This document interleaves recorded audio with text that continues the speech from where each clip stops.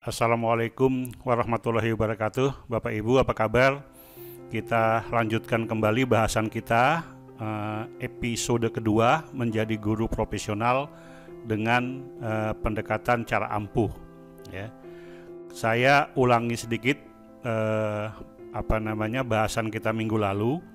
Minggu lalu kita membahas tentang permasalahan pendidikan nasional, ada 4, ya, kondisi sosio-psikologi siswa, tentang belanja daerah, kualifikasi guru, dan guru bersertifikasi.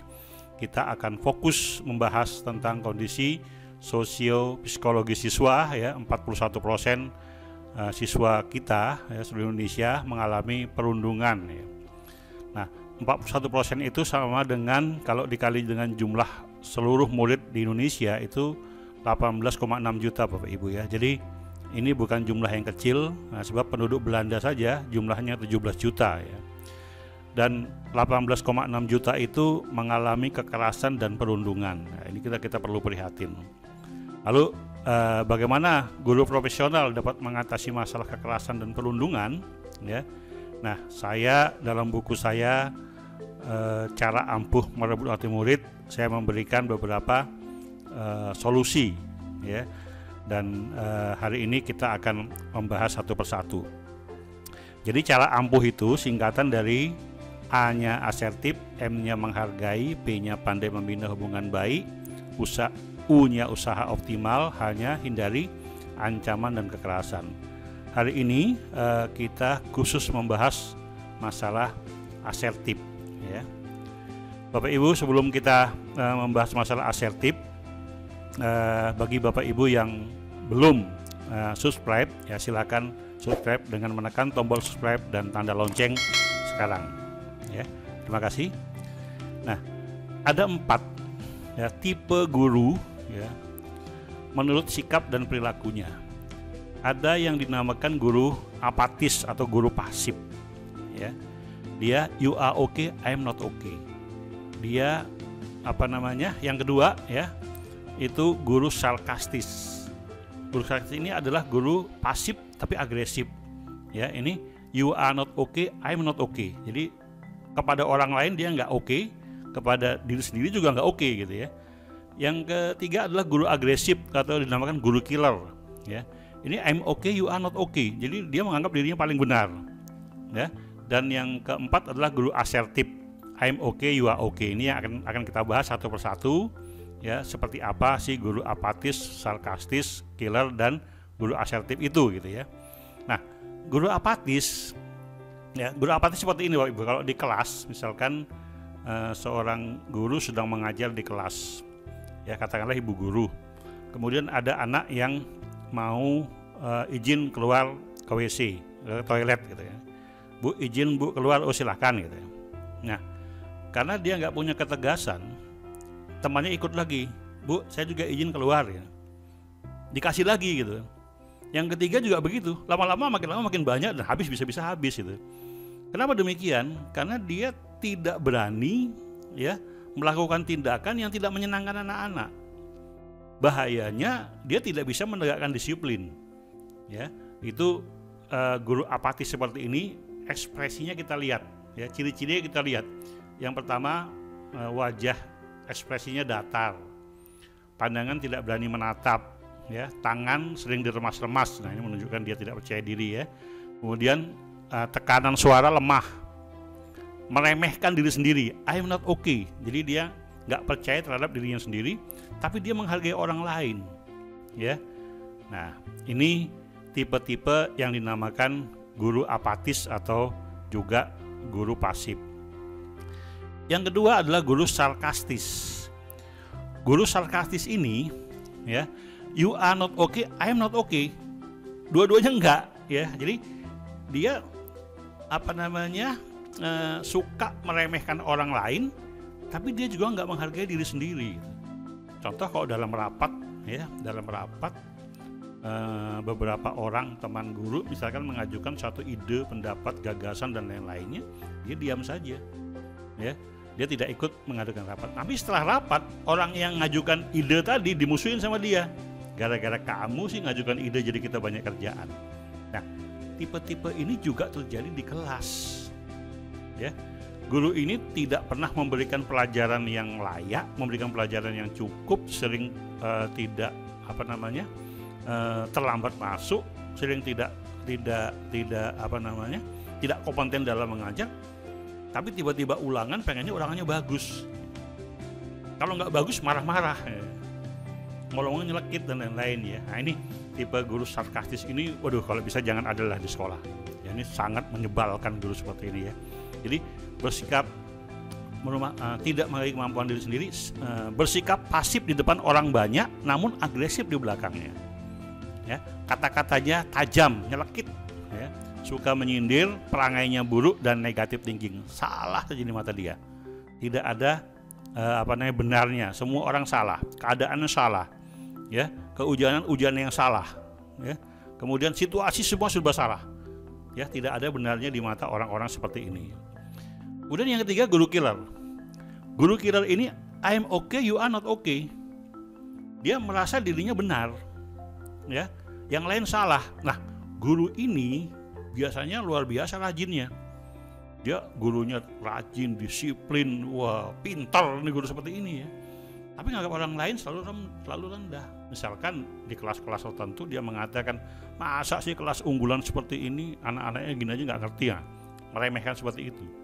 Ya, kemudian dia disiplin, dia datang duluan ke sekolah. Kalau misalkan dia masuk ke sekolah, datang duluan dia. Ya, tapi setelah itu dia bawa pentungan di pinggir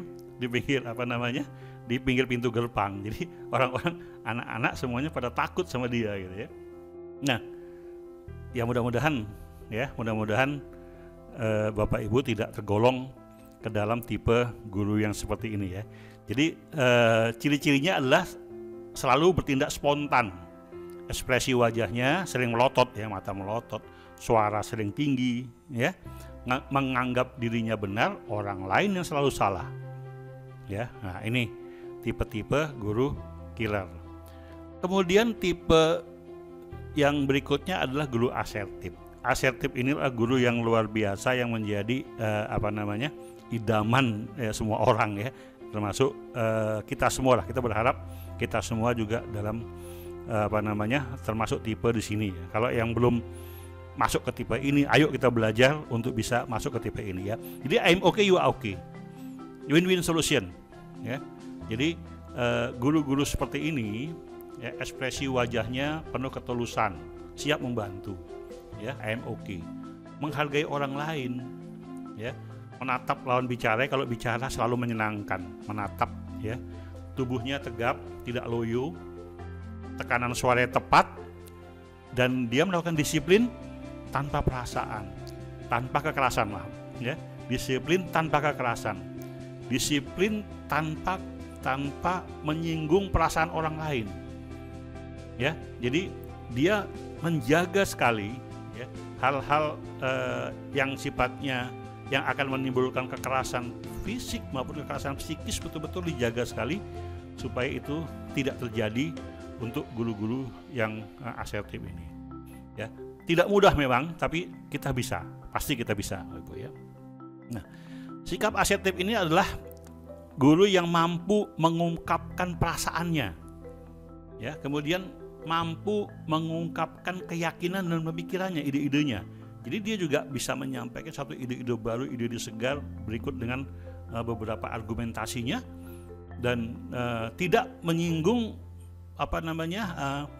tidak menyerang ya, tidak menyerang argumen orang lain, tapi diambil sisi-sisi baiknya, dan itu bisa secara komunikasi itu guru tersebut pandai sekali menjaga menjaga sikap ya. Kemudian mampu untuk mempertahankan hak-hak pribadi ya. Ini dia tidak mau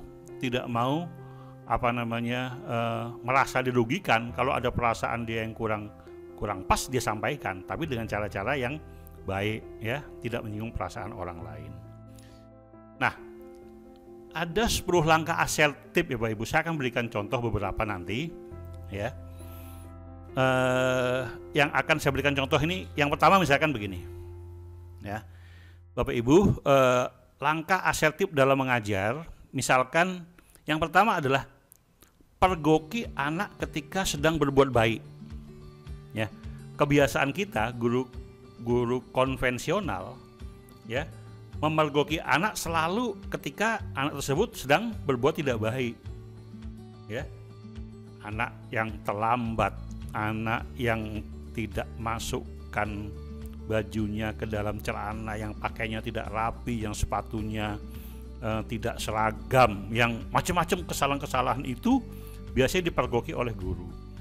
Sekarang dibalik, Bapak Ibu, kita berusaha untuk memergoki anak yang sedang berbuat baik. Ya, nanti dampaknya seperti apa akan Bapak Ibu akan rasakan seperti apa, ya. Nah, contohnya gini, ya. Kalau di sekolah Bapak Ibu ada 300-an murid, ya. Kemudian ada 10 orang yang terlambat, atau bukan terlambat lah, yang melakukan sesuatu yang tidak sesuai dengan peraturan sekolah. Misalkan ada yang terlambat, ada yang tadi pakaiannya tidak rapi, rambutnya dianggap gondrong misalkan gitu ya. Kemudian sepatunya juga tidak seragam dan lain-lainnya. Itu ada 10 orang. Ya.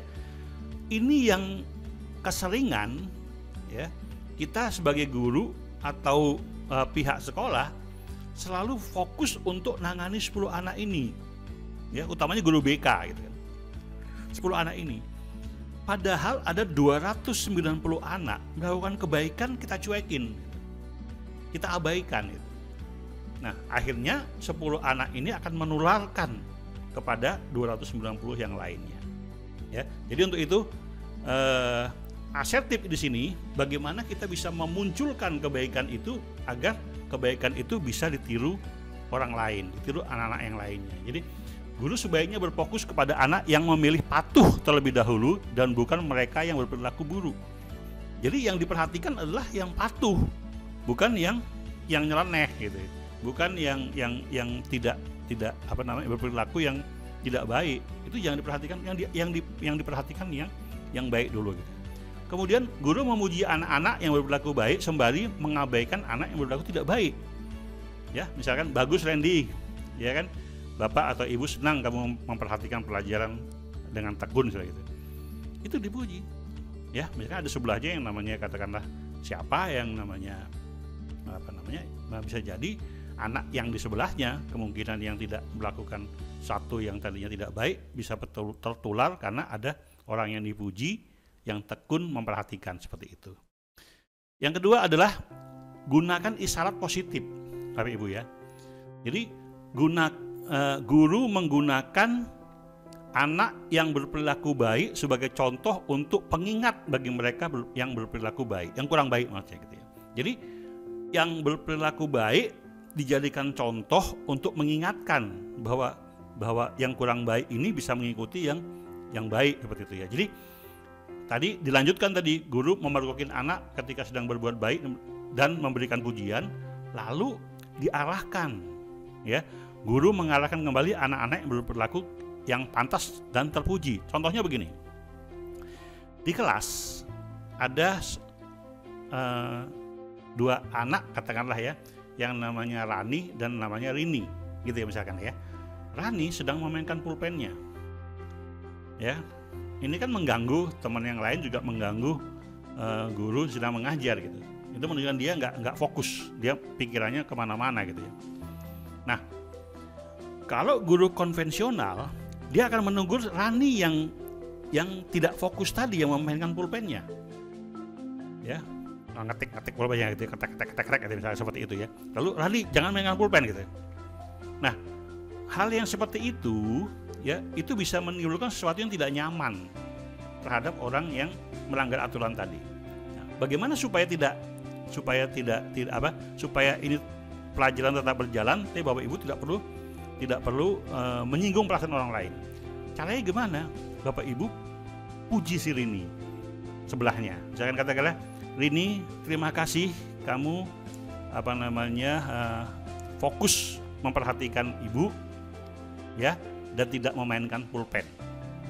Nah, karena disebut seperti itu, di sebelahnya kan Rani, ya kan, dia merasa, oh saya tersindir. Akhirnya si Rini, Rani tadi kembali kepada sikap memperhatikan kan. Nah, ketika dia memperhatikan dipuji. Terima kasih Rani, kamu sudah fokus kembali ke pelajaran Bapak Ibu.